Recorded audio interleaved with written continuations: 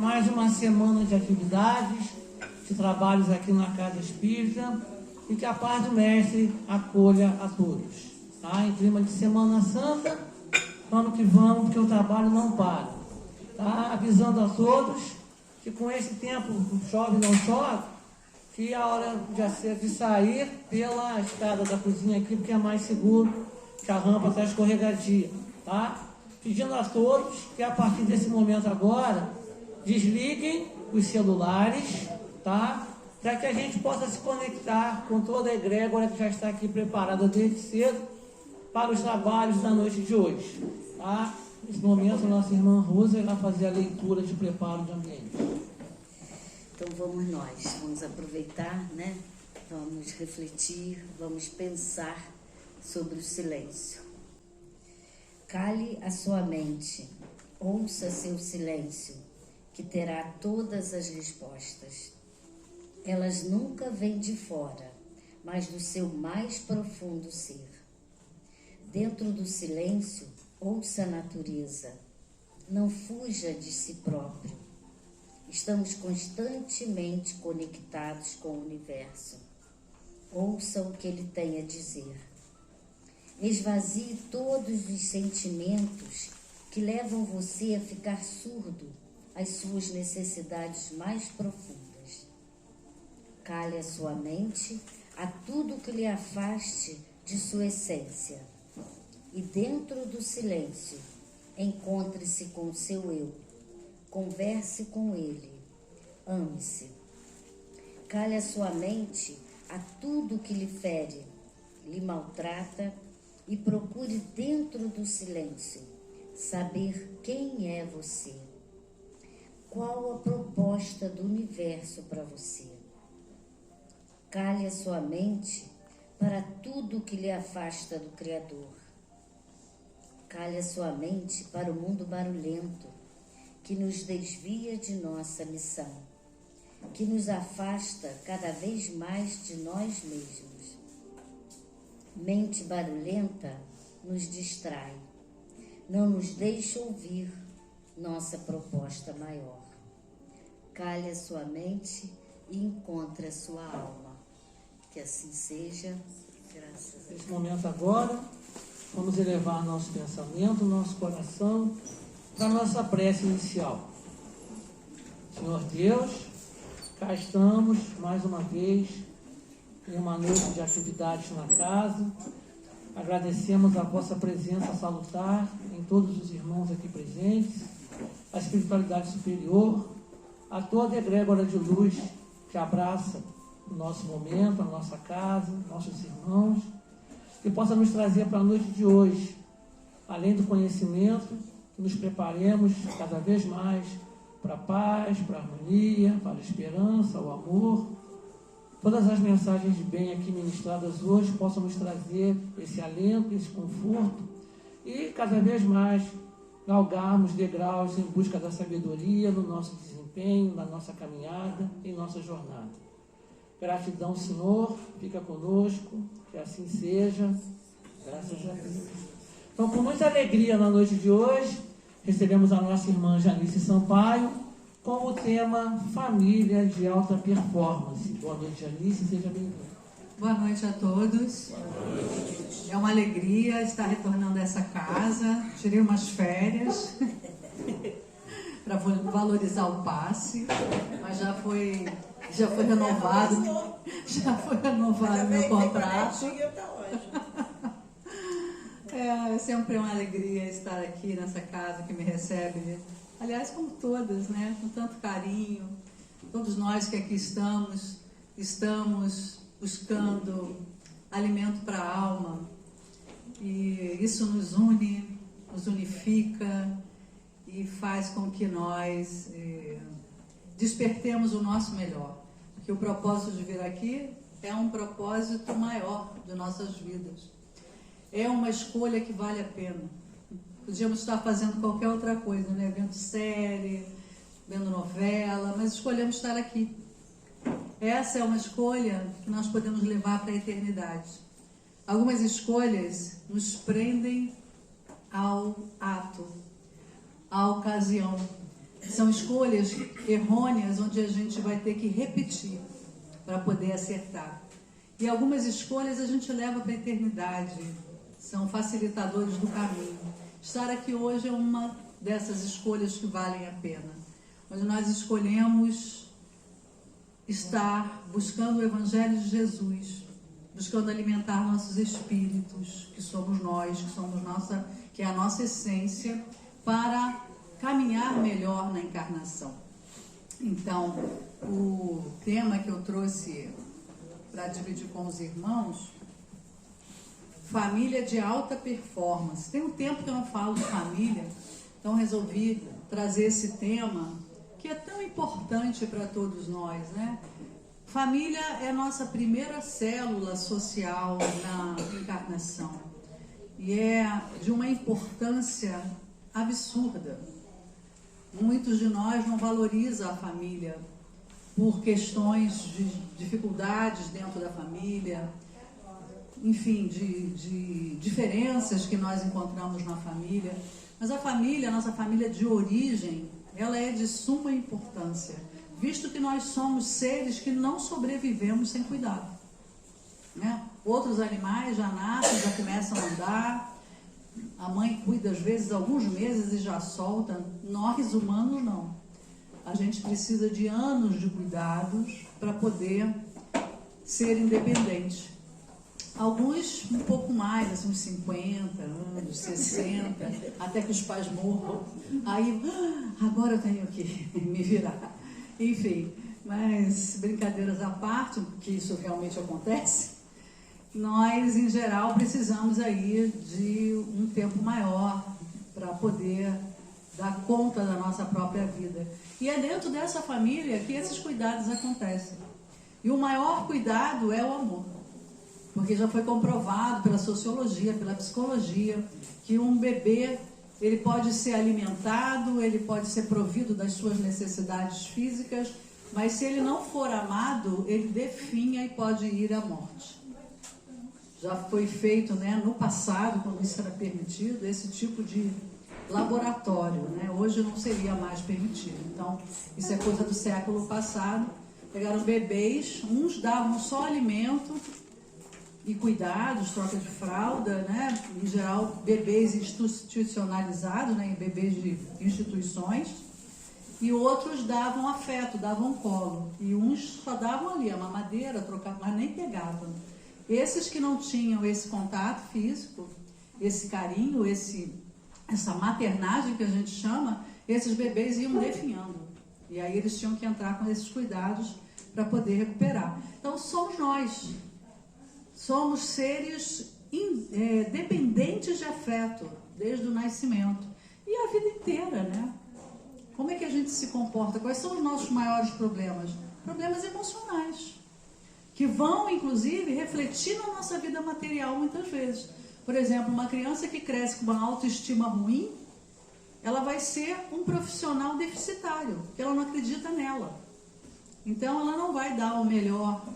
E ela acaba tendo problemas profissionais também.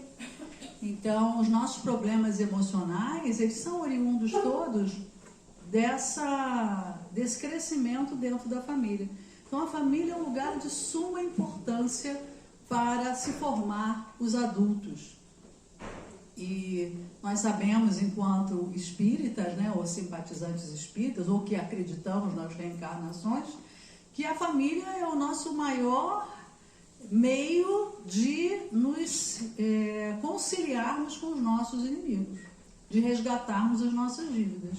Porque muitas vezes, se a gente tem um desafeto que é um colega, a gente se afasta. Dentro da família não tem como. Se o teu desafeto veio como filho, é difícil. Veio como mãe, como pai, né? Cunhada a gente até não vai muito perto, né? Sogra já é mais difícil. Porque aquela que é sogra para você é mãe do seu afeto. Então não tem muito como se afastar. E inclusive quando a gente afasta um filho ou uma filha de sua mãe ou de seu pai, a nossa família não é feliz. Isso dentro da terapia sistêmica a gente vê acontecer. né? Uma pessoa que afasta o seu cônjuge dos seus pais, ela não vai ter uma família feliz, porque ela quebra esse fluxo do amor que tem que vir dos dois lados. Então, sogro e sogra são muito importantes. Quando a gente escolhe com quem vai repartir a vida, se essa pessoa tem pais vivos, a gente tem que olhar bem, porque a gente vai ter que agregar, pelo nosso próprio bem e bem dos nossos filhos, porque senão não dá certo. Há uma quebra nessa sinergia familiar, onde o fluxo do amor se interrompe. Então, família é um grande desafio. Lá no Livro dos Espíritos, na questão 775, Kardec pergunta: qual seria para a sociedade o resultado do relaxamento dos laços de família? E muita gente diz, né, que a família hoje não existe mais, que a família está se acabando e tudo mais. Lá, na época, né, século XIX, os espíritos respondem: uma recrudescência do egoísmo, ou seja, uma exaltação do egoísmo. Então, se esses laços de família não existirem mais, a gente começa a ficar muito egoísta, mais do que o necessário, né? Mais do que já somos. E a gente vai ver isso. Hoje existem muitos casais que preferem viver em casas separadas. É uma boa solução? Eu digo que sim. Sou psicóloga, trabalho com terapia de casal. Às vezes é uma ótima solução para que não haja uma dissolução desse casal, né? Antes da gente chegar a casas separadas, a gente também vai ter, às vezes, quartos separados. Por exemplo, se um dos cônjuges ronca muito e está interferindo na qualidade de sono do outro, é muito saudável que se separem os quartos. E muita gente tem isso como um tabu, um preconceito. Não posso, tem que dormir junto. Onde está escrito? Né? Às vezes um se mexe demais, o outro não consegue dormir, isso começa a interferir. Uma boa noite de sono é necessário, é um dos pilares da saúde. Então, é só conversar. Não tem nada demais. Pode até ser camas separadas e, às vezes, mesmo quartos separados. Existem várias soluções para vários tipos de problema. Agora, quando as pessoas optam, logo no início das suas vidas, vamos morar em casa separada, é maravilhoso, não tem problema. Por quê? Vocês só se encontram para coisas boas, não é? Então, você não precisa abrir mão do seu interesse pessoal. Você não vai trabalhar o seu egoísmo, você não vai trabalhar a sua necessidade de renúncia, porque um relacionamento a dois é um desafio de crescimento pessoal para ambos, onde você nunca mais pode fazer só o que você quer. Não tem como, você não é mais só, né? Você se casa, perde a vida de solteiro, e sempre na vida a gente tem escolhas, e toda escolha implica em perdas, não é assim? Você casa, perde a vida de solteiro. Se fica solteiro, perde a vida de casado. Tem coisa boa nos dois lados. Agora, também tem coisas que não são tão boas. Mas, para cada um, vai ser importante uma escolha. E a gente tem que respeitar a escolha de todo mundo. Mas, o formato de família onde há uma convivência, esse é um desafio que nos ajuda no propósito existencial da nossa encarnação. Qual é o propósito existencial? O que nós viemos fazer aqui?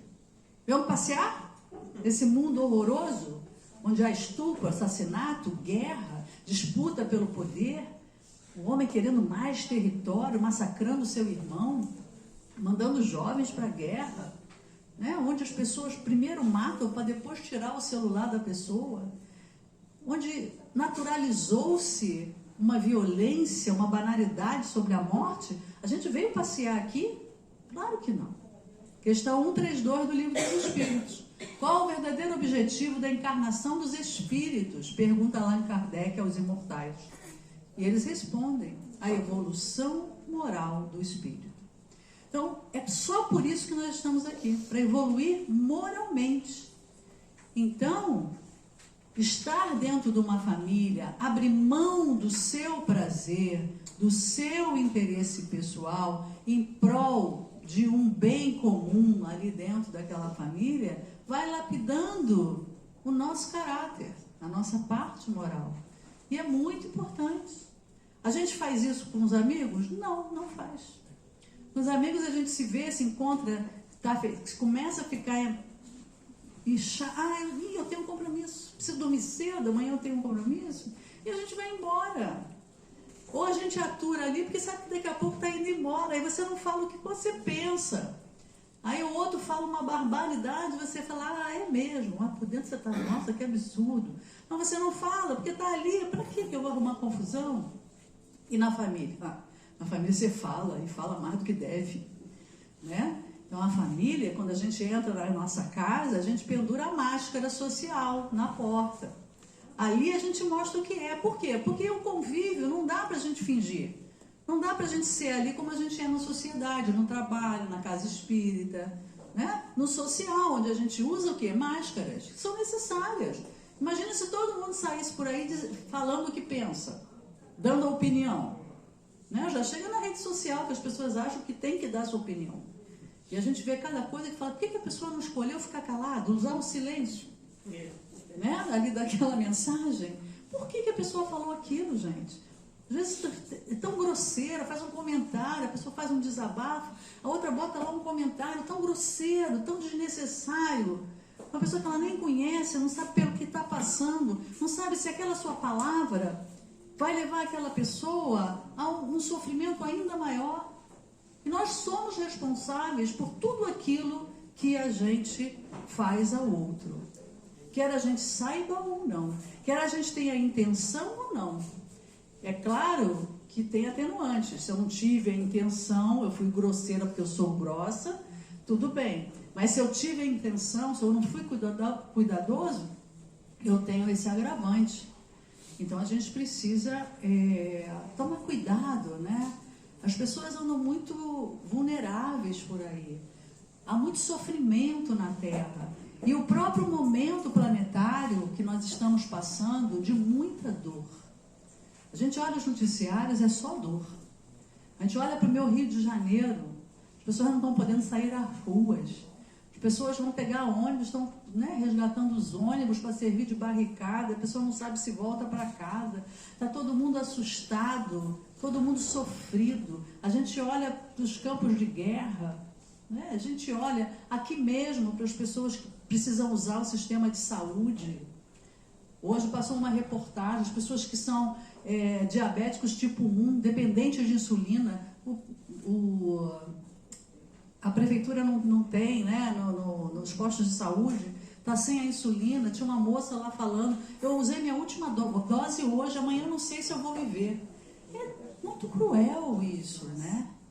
Então as pessoas estão com muitas dores, a gente precisa ter mais amor, emanar mais amor, para ajudar essas pessoas que estão passando por muitas dificuldades e que, se nós não estamos, nós vamos nos lembrar do mentor Emmanuel, mentor de Chico Xavier, que ele diz que tudo aquilo que nós temos, nós devemos para quem não tem.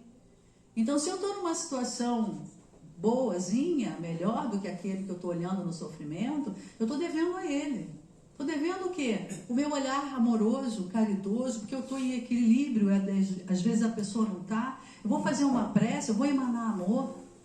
Agora eu vou ver um comentário na rede social, uma pessoa de um desabafo, e eu vou ser hostil, né? Eu vou virar um hater, né? Que é a palavra da moda, que tá tão comum hoje.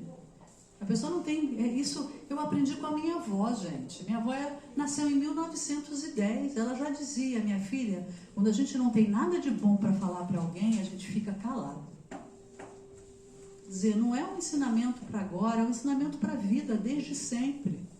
A gente não vai colaborar, não tem nada de bom, a gente se exime de tecer comentários. No livro O Nosso Lar, Psicografia de Chico, ditado pelo Espírito André Luiz, tem uma cena onde Dona Laura é mãe de Lísias, que foi o enfermeiro que tomou conta de André Luiz no hospital. Quando André Luiz tem alta desse hospital, numa colônia espiritual, ele vai para a casa de Lísias, que lá está a Dona Laura, que é mãe de Lísias. E numa conversa amigável, estão sentados Dona Laura e André Luiz, e aí ela fala para ele que os homens na Terra acham que o Instituto da Família está ameaçado. Mas ao contrário, o homem tenta copiar a estrutura doméstica das regiões espirituais mais elevadas e ainda não conseguiu, o que só acontecerá muito vagarosamente. E se a gente vê essa estrutura de família na colônia Nosso Lar, a gente vai ver o próprio Lísias, filho de Dona Laura, ele tem uma noiva chamada Laicínia, e eles estão noivos e eles têm que trabalhar ainda 30 anos para poderem reencarnarem novamente, para poder tentar não errar de novo, porque eles já tiveram várias encarnações juntos e erraram, e eles então agora estão trabalhando e estão aprendendo para tentar voltar e não errar. Então as instituições familiares na espiritualidade, elas são feitas na base do amor, até porque não tem corpos, né? Não tem corpos, então não tem sexualidade. O amor é límpido, o amor é o que une e nutre as almas. Então esse é um instituto maior que a gente tenta copiar e ainda não conseguiu. Por quê? Porque as nossas uniões ainda são de interesses. Poucos de nós já têm esse amor um pouco mais purificado, sem um interesse qualquer. Então, e aí eu não vou dizer só interesse financeiro não, né, gente? Interesse de várias ordens. Às vezes a gente está com uma pessoa porque ela me proporciona estar bem quando eu estou com ela. Então eu não estou com ela por ela, eu estou com ela por mim. Porque quando eu estou com ela, eu estou bem.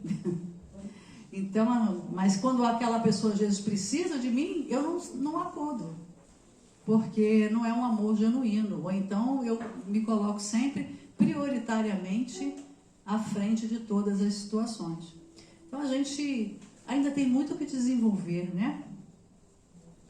Passo a passo, o mundo tecnológico e do conhecimento evoluíram muito, em proporções nunca antes imaginadas. As últimas décadas representam para nós, em termos de avanço tecnológico, como séculos, né? O avanço tecnológico. A cada 5 anos que se passa, tecnologicamente falando, o avanço é como se fosse, no século passado, de um século. Tamanha velocidade do que as coisas estão tomando, né? Hoje, o desconhecimento deixou de ser um limitador e passou a ser um desafio. Assim, sofrer por falta de conhecimentos não deve mais ser tolerado. Hoje todos nós temos acesso ao conhecimento. O que antigamente a gente só tinha nas grandes mentes, que a gente não tinha muito acesso. Então, ainda hoje é muito comum as pessoas idolatrarem o médico. É o doutor. É o doutor. Mas aquele médico nem doutorado fez, né? Mas a gente convencionou se chamar de doutor. E tem uma coisa assim, eu vejo pessoas que têm uma deferência quando a pessoa é um médico, é o doutor fulano. De onde vem isso? Porque o médico não é mais importante na nossa sociedade do que o bombeiro, do que o gari. Já pensaram? Aqui a gente já ficou, eu não lembro, mas lá no Rio de Janeiro eu já passei por greve dos garis. A cidade vira um caos. Então eles são muito necessários. O médico é má porque salva vidas, mas se não houver a limpeza pública, a gente também fica um ambiente insalubre e a gente pode perder a vida. Então não tem essa de isso é mais importante do que aquilo, depende do contexto. Mas por que a gente tem essa deferência com o médico? Algumas pessoas ainda têm. Porque no passado, qual era a nossa fonte de saber? Eram os médicos. Então, eu dava danoninho para os meus filhos mais velhos, achando que aquilo era saudável. Por quê? Porque o médico falava. Dava biscoito de maisena, né? E depois dava suco de laranja. Hoje a gente sabe que suco é um veneno. O conhecimento, hoje, eu não preciso do médico para me dizer. Muito pelo contrário, às vezes eu sei em alguns aspectos mais do que o médico. Eu discuto com o médico. Então... Por quê? Suco de fruta não é saudável? Não, a fruta é saudável. Quando você bate e vira suco, você destrói as fibras, que é o antídoto da frutose, que é o açúcar da fruta. Você tem um pico de glicose no organismo que não é bom. Então, hoje, eu, psicóloga, sei isso. E sei muito mais coisas, porque eu sou uma curiosa. Eu estou me preparando porque na próxima encarnação, talvez, né? Porque hoje a gente pode mudar. Eu quero ser psiquiatra, então já estou adiantando muitas pesquisas no campo da medicina. Já fui advogada, hoje eu sou psicóloga e estou aí caminhando. Mas enfim, porque eu tenho sede de saber. Então hoje, essa minha sede de saber, que antigamente era muito limitada, porque eu lia muito, eu sempre li muito, eu fui buscar o conhecimento, mas não tinha. O saber do médico, ele era fechado, só os médicos tinham acesso. Então, quando a gente precisava de uma informação, vinha do médico. O médico é que dizia se o café era bom, se o café não era, se o ovo fazia mal, se não era, né? Essas polêmicas que sempre existiram. Eram os médicos que diziam. Então, a gente tinha o médico como o grande saber. Era o nosso Google da época, né? E, na época, ou era o médico e nas questões da medicina e de saúde, e no cômputo geral, de informações gerais, né? A gente tinha as enciclopédias. Eu tinha lá em casa a Barça, eu devorava a Barça. Eu adorava aqueles saberes que tinham ali, um monte de cultura inútil, mas eu era menina e eu tinha muita sede de conhecimento, então eu ia buscar ali. E hoje a gente pode fazer isso com tudo. Então hoje só não sabe quem não quer, porque todo o saber do mundo está posto. Graças a Deus. Hoje é para todo mundo. Hoje qualquer um que queira saber vai e tem o conhecimento. Então a tecnologia nos ajudou dessa forma. A cada invenção para melhorar a vida, criamos também problemas para os quais temos que buscar novas soluções. Por exemplo, a internet. Só um minutinho. A gente passa dos 15 e fica assim, tem frio, tem calor. A própria internet, a gente vai ver isso, o quanto é maravilhosa, e na pandemia, o quanto nos ajudou nós passarmos por aqueles momentos difíceis, né? Eu hoje trabalho em várias partes do mundo com terapia online, então facilitou para muita gente, é muito bom.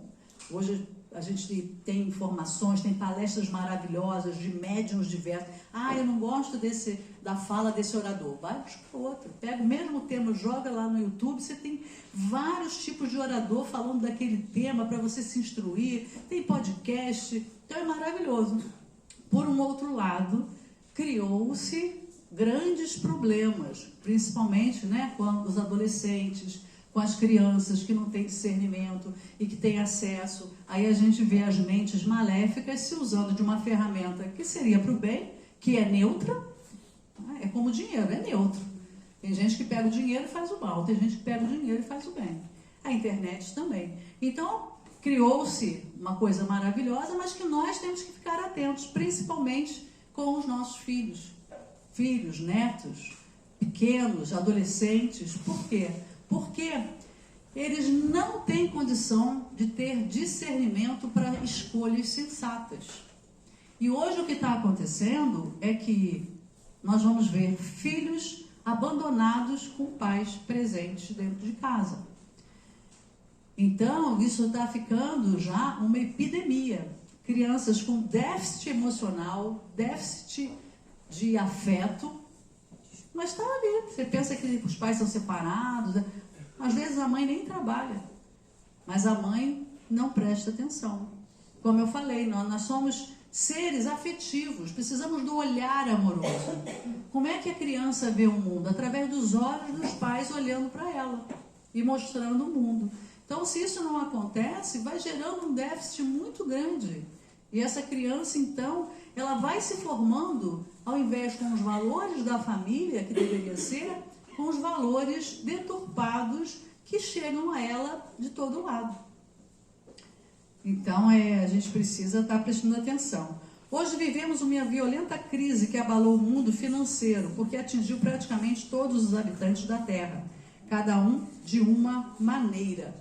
Então, também vivemos, né, essa grande crise financeira que chega para todo mundo de alguma forma, uma hora ou outra, e que dentro das famílias, às vezes, é motivo de dissensões, de brigas. Então, uma família que está estruturada no amor, ela tem que estar unida e estar sempre praticando o quê? O diálogo, para que essas crises possam não abalar o núcleo familiar, né? Para que possam ser encontradas soluções. Mas existe uma revolução silenciosa que vem atravessando gerações. antes que assuma proporções irreversíveis, merece a nossa atenção. Os pais não estão conseguindo educar os seus filhos. Isso é uma grande verdade. Filhos crescem com cuidados materiais, escolas, mas sem equivalentes cuidados para a formação de valores pessoais, relacionais, profissionais e sociais. É um crescimento natural, conforme suas vontades e caprichos, e não uma educação afinada para formar cidadãos éticos. Então, isso a gente está vendo muito hoje, e essa geração de adultos que está chegando no mercado de trabalho, né, adultos da geração do ano 2000, tem vários nomes, geração Z, geração sei lá o quê, mas dos anos 2000 para cá, que estão com 25 anos, estão chegando no mercado de trabalho, alguns têm ido para entrevistas de trabalho com a mãe ou com o pai. É concebível isso? Que um adulto vá fazer uma entrevista de trabalho e leve a mãe? O que ele está dizendo para esse empregador? Que ele não é capaz de gerir a sua própria vida. Como ele vai ser capaz de ocupar um cargo naquela empresa? Né? Então, chega ao cúmulo, eu li uma reportagem, da mãe ir no lugar da filha. Leva o currículo e fala, não, eu vim aqui para colocar... E como assim? Se é um adulto? Não é um adulto, né? Porque um adulto, ele tem que ser capaz de gerir a sua própria vida com a sua própria competência. Claro que a gente pode ter alguma dificuldade nesse ou naquele âmbito e pode pedir ajuda à mãe ou ao pai, mas não nesse sentido. Então, o que a gente está vendo hoje é que os pais têm muito medo de desagradar os filhos. E muitos pais, isso sempre foi assim, querem dar para o filho o que ele não teve. Nossos filhos não precisam ter aquilo que eu não tive. Eles precisam ter aquilo que eu posso proporcionar. Pode ser que eu também não proporcione aquilo que eu também não tive. Ou eu vou proporcionar. Mas eu não tenho que ter culpa e querer me realizar no meu filho, porque é isso que acontece. A gente vai ver muitos pais assim. Vai dar para o filho aquele brinquedo que ele queria ter tido. E fica ali se realizando com o filho. Por que ele não assume? Compra para ele. Ah, eu queria tanto ter um trenzinho. Compra um trenzinho e vai brincar. Né? Eu uma vez tive uma paciente, já tem alguns anos, uma senhora de 50 e poucos anos, senhora, eu estou com 62, uma senhorinha, porque eu era mais nova, tem 50 e poucos, 60 anos, por conta da coisa, né? E o sonho dela era ter ganho uma boneca tal, não sei o que, de cabelos louros, e ela nunca teve. E ela, aos 50 e poucos anos, trazia isso como um trauma. E a gente trabalhou isso em terapia, e ela comprou uma boneca. E ela fez uma festa para a boneca. E ela ficou feliz. E ela dissolveu esse trauma. Que era tão fácil. Mas ela... Tem coisas que a gente, né, pensa... Era tudo que ela precisava. Era agora ela dar para essa criança que ela foi aquilo que ela não pôde ter. Porque é isso. E aí a gente materializou aquilo que representou muitas outras coisas na vida dela. E ela ficou ótima, estava em depressão profunda. Não por causa disso pontualmente, tinham outras questões, mas isso estava lá no cerne. Isso como outras coisas, porque não faltou só a boneca, né? Faltaram muitas outras coisas. Então isso fica aqui para nós. Quando nós nos tornamos adultos, tudo aquilo que faltou para nós na infância... Ah, mas eu sou assim porque a minha mãe trabalhava, eu ficava solta na rua. Ou, eu ficava com uma tia que não gostava de mim. Minha mãe não me... acabou. Sua mãe fez o que deu para fazer. Não vamos conseguir voltar no passado. Então vamos lá, o que faltou para você? Ah, faltou atenção, carinho. Então agora você se dá atenção, cara. Aí a gente faz até um trabalho de visualização dela olhando para aquela menina que ela foi, botando essa menina no colo, dando aquilo que ela não teve e tomando posse agora das rédeas da sua vida. Então tudo aquilo que não nos foi dado e que fez falta, nem aquele que faltou consegue fazer mais. Você pode ter uma mãe viva. Ah, faltou um cafuné que a minha mãe não fez quando eu tinha 5 anos. Agora, não adianta você ir lá e pedir o cafuné. Não tem mais jeito. Agora, você vai ali, paga uma massagem, se permite esse carinho, esse cafuné. Você vai se dar isso. Faltou amor? Se ame. Mas com essa, sabe, essa consciência. Ah, faltou. Mas a minha mãe fez o que pôde. Meu pai também. Ah, foi péssimo pai. Não importa, fez o que pôde. Foi péssima mãe, fez o que pôde. Ah, mas tentou me abortar, mas não conseguiu. Você está aqui. Se quisesse mesmo, conseguia. Sabia? Sabia que quando de fato a mãe quer abortar, ela consegue. Quando ela tenta e não consegue, é porque no inconsciente ela não quer. Ela está vivendo alguma situação que faz com que ela ache que aquilo é a solução. Ela não quis tirar a sua vida, a vida do bebê. Ela quis se livrar da situação, que para ela era difícil. E se ela tentou e não conseguiu, é porque no fundo ela não queria. Então vamos ressignificar isso também. Pai e mãe faz o que pode, assim como nós. Nós aqui, quantos de nós aqui tem algumas culpas? Ah, mas eu queria ter feito. Não, ela não fez o que pôde. E ainda faz. Parar com essa coisa de culpa. Quem que fez nós, mães imperfeitas e pais imperfeitos? Lá, aqui. Não, ele está dentro de nós. Foi o Pai. Foi Deus que nos fez simples e ignorantes. E nós, simples e ignorantes, sem saber o que fazer, erramos. E vamos aprendendo. Né? Lá em casa tem 3 filhos. Veio uma, um ano depois veio a outra, veio o menino, um ano depois veio a menina, aí esperou 10 anos, veio a outra menina, esperta. Ficou lá, não, ela ainda está ruizinha. Deixa ela melhorar mais um pouco. Quando ela veio, eu já tinha 10 anos de maternidade, 11 anos de maternidade. Estava muito melhor, porque tudo aquilo que a gente faz repetitivamente, a gente vai melhorando, né? Então eu brinco. E é isso. Cada um de nós, se sentar num divã, tem reclamação de pai e mãe. Nossos filhos também. Não tem jeito. Né? Quando minha filha reclamava de mim, não sei o quê, hoje ela reclama da filha dela, a filha dela reclama dela. Não tem jeito, é família, gente. E como é que a gente consegue melhorar isso? Como é que a gente consegue melhorar essa harmonia familiar? Deixa eu ver o que tem aqui. Não podemos mais permitir que o ser se acomode à ignorância ou ao sofrimento, absorva o egoísmo e os abusos de poder. Ah, não quero isso não.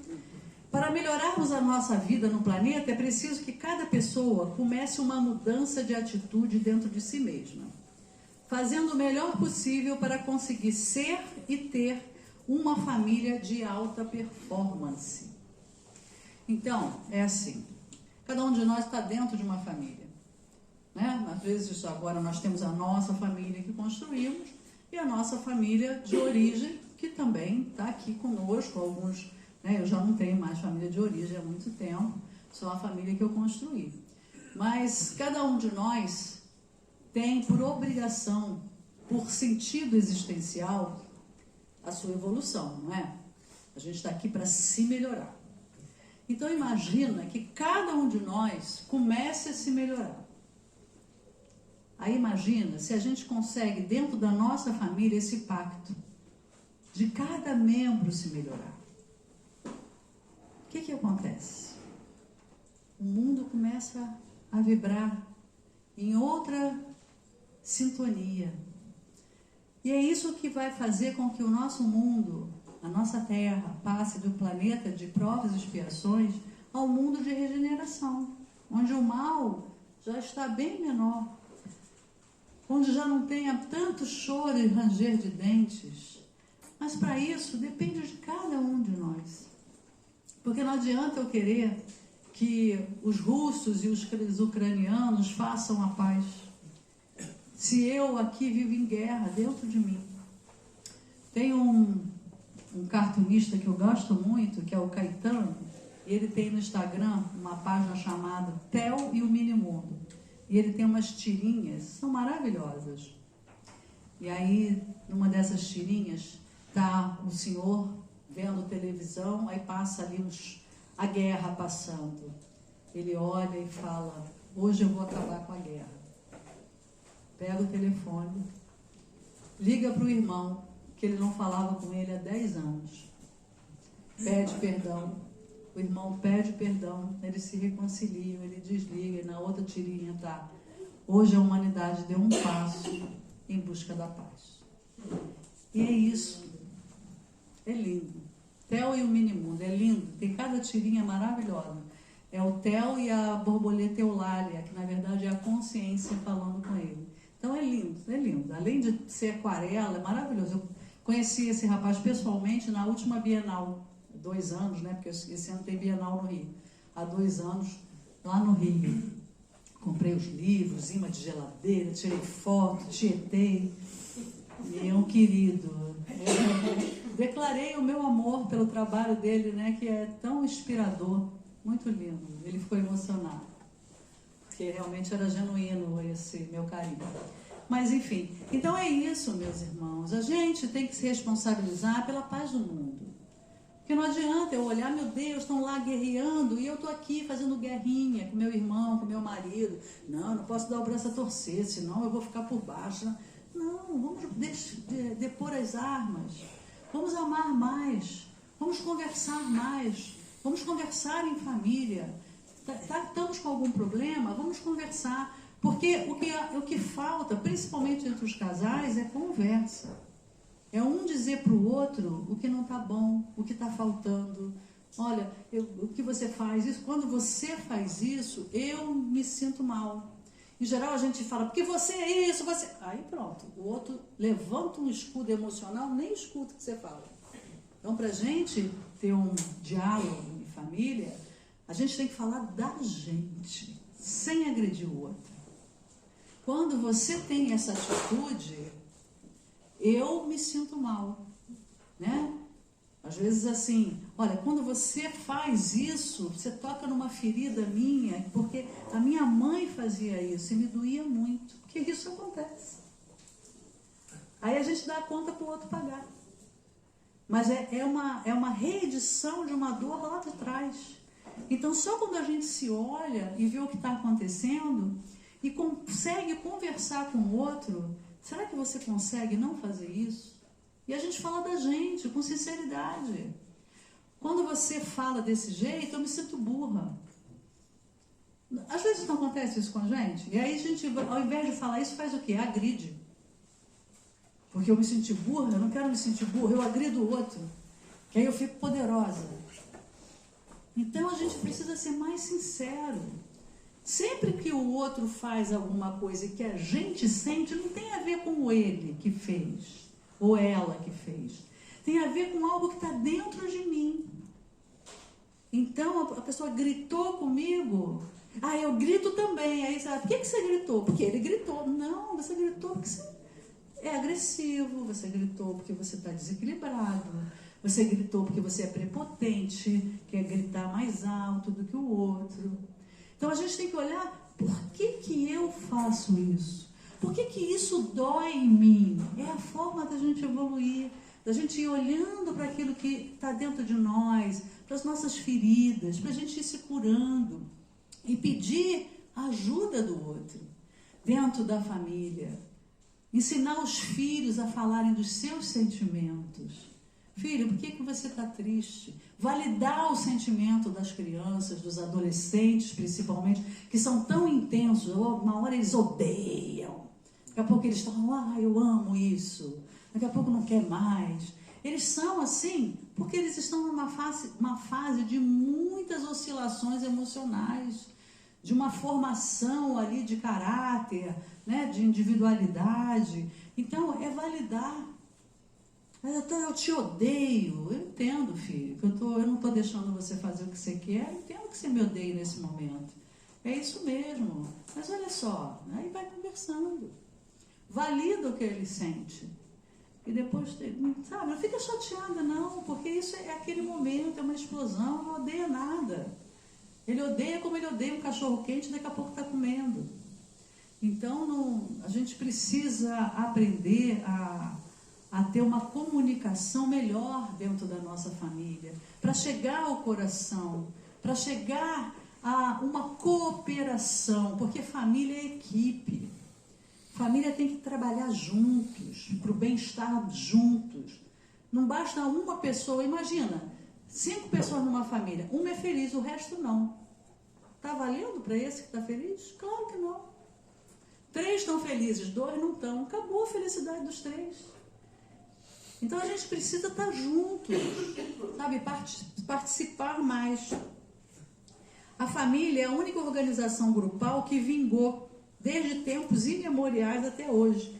E são os laços familiares que perpetuam o ser humano e ajudam-no a ter uma sobrevivência digna e de boa qualidade. Eu falei família de alta performance, né? Então, segundo o dicionário Wise da língua portuguesa, performance vem do verbo inglês to perform, alcançar, executar, que vem do francês antigo, parformer, cumprir, acabar, concluir, e do francês former, que significa formar, dar forma, criar. Esse mesmo dicionário contempla a palavra performance em português com um significado de atuação, desempenho, interpretação notável e um conjunto de índices auferidos experimentalmente que define o alcance de algo. Na gramática gerativa, desempenho. Então, performance é desempenho. Então, aqui a palavra performance é usada não só como desempenho máximo que uma pessoa possa fazer, dando o melhor de si no maior capricho e empenho, mas também pensando no melhor que podemos fazer. Quem tem boa performance não precisa esconder suas ações. Então, a avaliação da performance na família.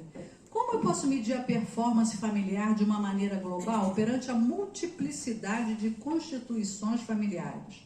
Existe uma família de alta performance? Aqui, multiplicidade de constituições familiares. Isso também é um tema bem bom da gente tocar, porque hoje, graças a Deus, já são aceitos vários tipos de família, né? Família de uma mãe com filho, família pai, mãe, filhos, família de pai, pai, filhos, família de mãe, mãe, filhos, família de avó com netos. Então, todo tipo de família hoje é abraçado, inclusive, pelo nosso direito civil. Então, isso é algo também que a gente deve levar para as nossas reflexões. Será que a gente tem algum preconceito com algum tipo de família? Então, pensar que o que é família, né? Família é um lugar onde a gente está seguro para evoluir e onde a gente se abastece de afeto. Então, se qualquer tipo desses de família existir ali um lar seguro para que a gente possa evoluir e houver afeto, está valendo, né?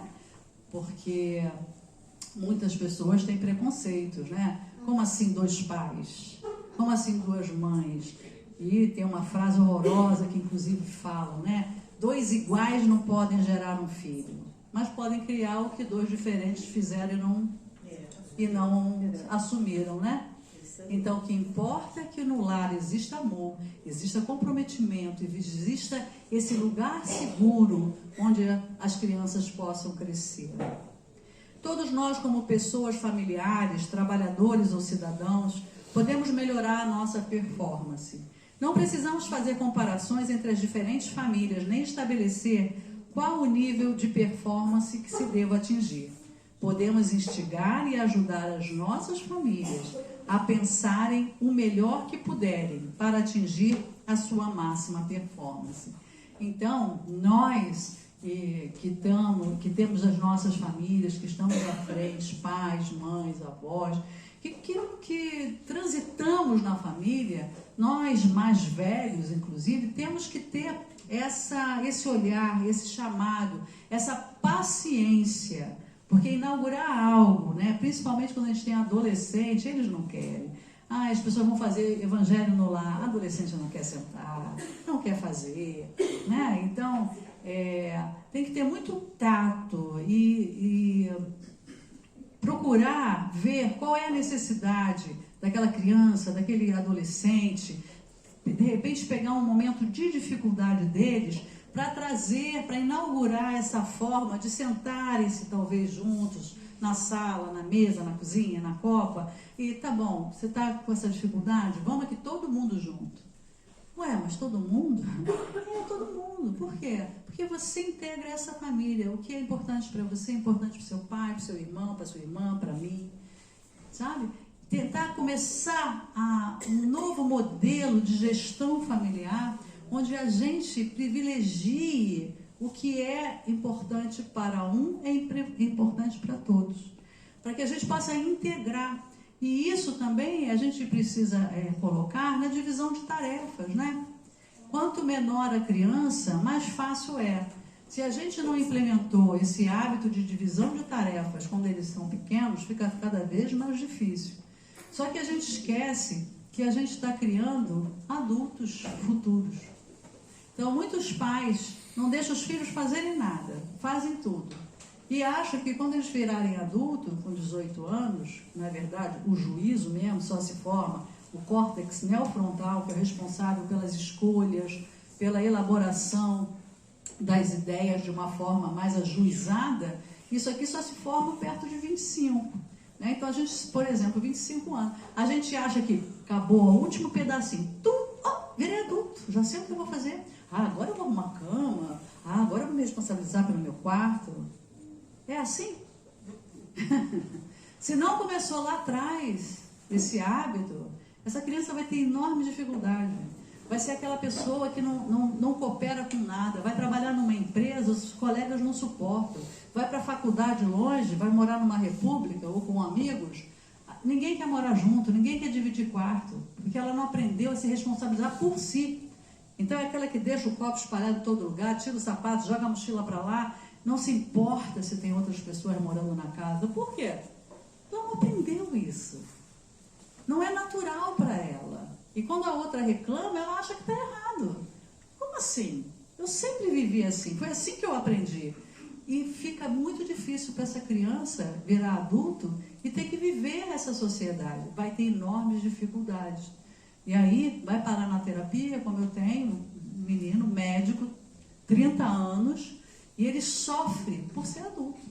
Porque as questões que ele traz para a terapia são questões normais da vida adulta, que ele não consegue lidar. Não consegue. Então são questões que parece que eu estou falando com um menino de 12, 13 anos, que ele traz do hospital que ele trabalha, que fulano fez assim, o outro não tratou, o outro não dividiu o lanche com ele. São questões dessa natureza.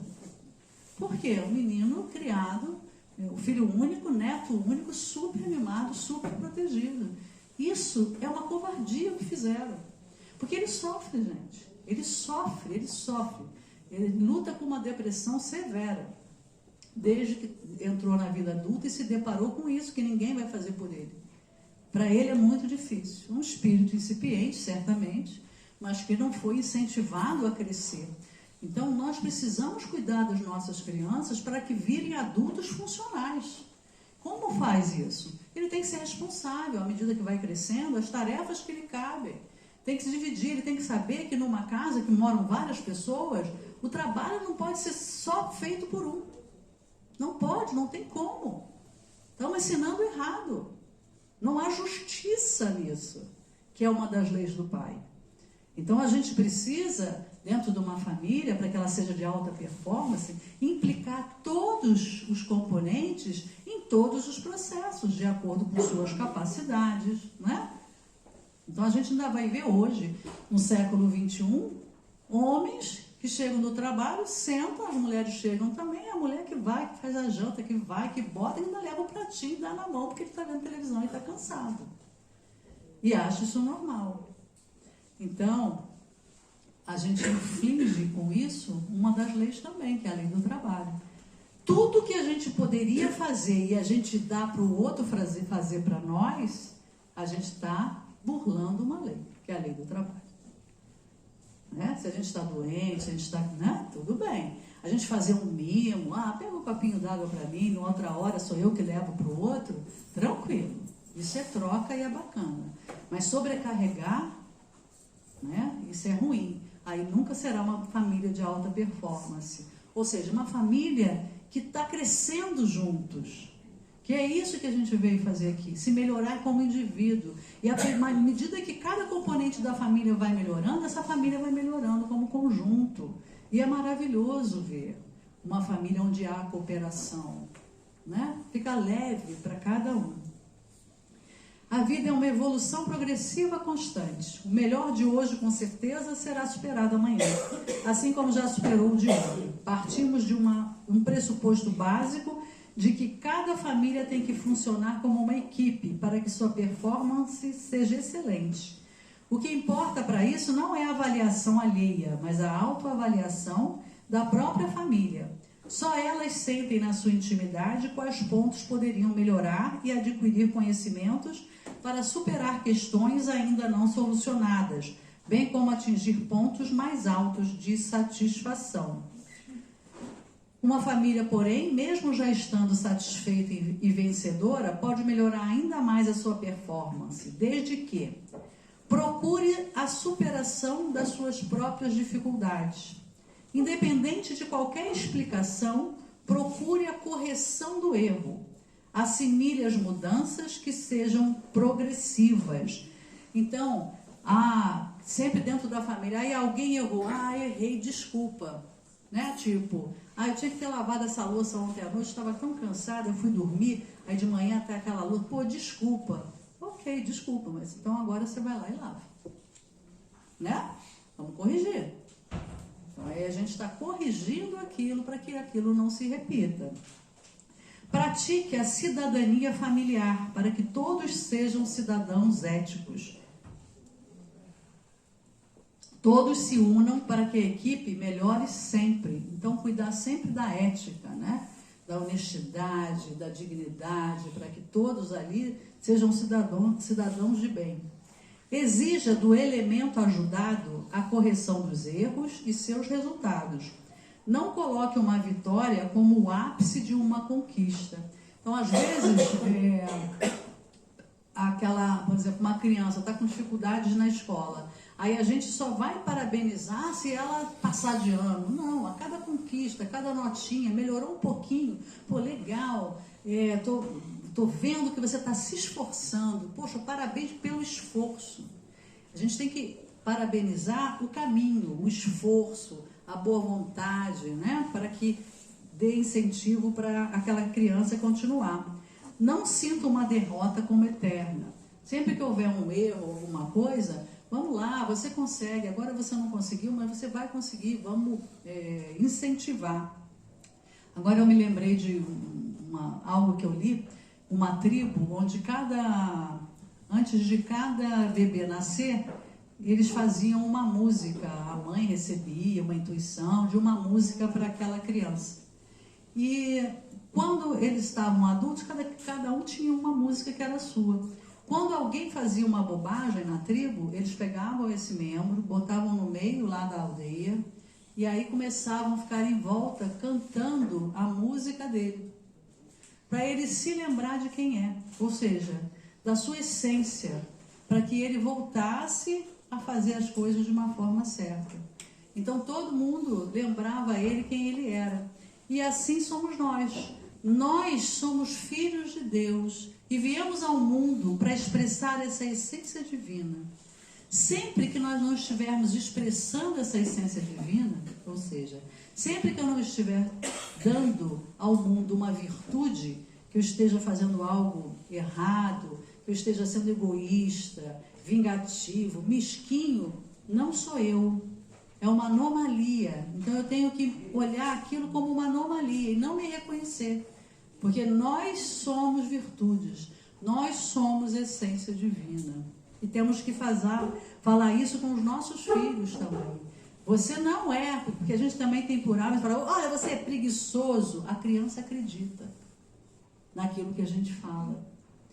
Quando os adultos, pai e mãe principalmente, falam algo, a criança acredita. Você não serve para nada, vira uma sentença. A criança vai acreditar e a sua autoestima vai ficar afetada a tal ponto que ela vai crescer e não vai conseguir ser nada também, mesmo. Porque ela vai acreditar que ela não serve para nada. Então temos que ter muito cuidado com o que a gente fala para as nossas crianças. desde que os deveres sejam cumpridos e os méritos reconhecidos. O melhor para a equipe seja o melhor para o bairro e para o planeta. Isso é muito importante, que a gente aprenda e que ensine aos nossos filhos que o bem só é o bem se for bom para todos os envolvidos. Se o que a gente vai fazer ali é bom para nós, mas não é bom para o bairro, para o planeta, para a comunidade, isso não é bom para ninguém. Difícil, né? Mas nós estamos aí para evoluir. Precisamos acreditar que podemos alcançar a família de alta performance em nossas famílias e em todos os segmentos de nossas vidas. Porém, se faz necessário colocarmos nossa vontade e nosso empenho em atividade para consegui-lo. E aí, para terminar, no Livro dos Espíritos, questão 909, Kardec pergunta aos imortais: poderia sempre o homem, pelos seus esforços, vencer as suas más inclinações? Quer dizer, a gente pode vencer essa nossa má inclinação de ser egoísta, de ser vingativo? E os espíritos respondem: sim, e frequentemente fazendo esforços muito insignificantes. O que lhe falta é a vontade. Ah, quão poucos dentre vós fazem esforços. Meus irmãos, precisamos nos esforçar. E na 895, do mesmo Livro dos Espíritos, Kardec pergunta: postos de lado os defeitos e os vícios, acerca dos quais ninguém se pode equivocar, ou seja, tirando os nossos defeitos e os nossos vícios, se a gente já não tivesse mais defeito e vício, qual o sinal mais característico da imperfeição? Resposta: o interesse pessoal. Frequentemente, as qualidades morais são como, num objeto de cobre, a douradura que não resiste à pedra de toque. Pode um homem possuir qualidades reais que levem o mundo a considerá-lo um homem de bem. Mas essas qualidades, conquanto assinalem um progresso, nem sempre suportam certas provas. E, às vezes, basta que se fira a corda do interesse pessoal para que o fundo fique a descoberto. O verdadeiro desinteresse é coisa ainda tão rara na Terra que, quando se patenteia, todos o admiram, como se for um fenômeno. O apego às coisas materiais constitui sinal notório de inferioridade, porque quanto mais se aferrar aos bens deste mundo, tanto menos compreende o homem o seu destino. Pelo desinteresse, ao contrário, demonstra que encara de um ponto mais elevado o futuro. Então, meus irmãos, que a gente possa trabalhar as nossas más inclinações com foco no interesse pessoal, porque é esse que faz com que nós erremos tanto. Quando nós colocamos sempre o nosso interesse pessoal à frente das circunstâncias e à frente das pessoas. E aí, a gente, ao invés de ser cuidada pelo todo, a gente precisa se cuidar sozinho. Porque quem tem o interesse pessoal, quem cuida só de si, se isola. Quem cuida do bem comum está cuidada pelo todo, pelo amor do Pai, que está íncito, onde nós estamos íncitos, onde nós estamos mergulhados como os peixes no oceano. Que Deus nos abençoe a todos. Nesse momento agora, nossa irmã Janice vai fazer a nossa prece de encerramento. Então, meus irmãos, vamos entrar no nosso santuário íntimo, buscando o Deus em nós, Pai de amor e bondade, autor de nossas vidas, Jesus, meigo Nazareno. Aqui reunidos estamos para agradecer, porque te encontramos, Mestre, porque encontramos essa doutrina que tanto nos esclarece, aflora nossas consciências, para que possamos compreender as leis do Pai. Ajuda-nos, Mestre, a colocar em prática os ensinamentos, porque é a forma de termos tranquilidade, paz, felicidade em nossas vidas, é seguirmos as leis que nos regem. Ajuda-nos na nossa teimosia, para que possamos sentir em nossos corações esse evangelho a pulsar, como a nos dizer: venha a mim, ninguém vai ao Pai senão por mim. Palavras que tu nos disseste. E assim, buscando te seguir, queremos elevar os nossos pensamentos para que tu possas enviar mensageiros divinos a esses irmãos que passam pelos nossos pensamentos nesse momento, necessitados do corpo e da alma. Te pedir também, Senhor, por aqueles que hoje aqui não puderam comparecer, trabalhadores, frequentadores, e te pedir pelos dirigentes dos países, em especial por aqueles que estão em guerra, esses dirigentes que têm o poder em suas mãos de parar a agressividade, parar a guerra, para que o amor do Pai dentro de cada um deles possa falar mais alto, para que possam agir com fraternidade, com solidariedade, com humanidade. Jesus querido, leva o perfume do teu amor a todo irmão, a todo canto, onde estiver uma lágrima a descer em seus rostos. Leva o teu amor infinito a todo canto, onde houver pensamentos suicidas, onde pessoas pensem em tirar suas próprias vidas, que elas possam encontrar alento, que elas possam sentir o perfume do teu amor, a insuflar-lhe a esperança de um porvir melhor. Abraça, Senhor Jesus, o nosso planeta azul e derrama a tua paz infinita, cobrindo todo ele. Muito obrigada, Senhor. Que assim seja. Agradecemos a todos pelo silêncio, pela presença, pela participação e que possamos seguir para os nossos lares com a paz do Mestre. Uma boa noite a todos. Assim seja.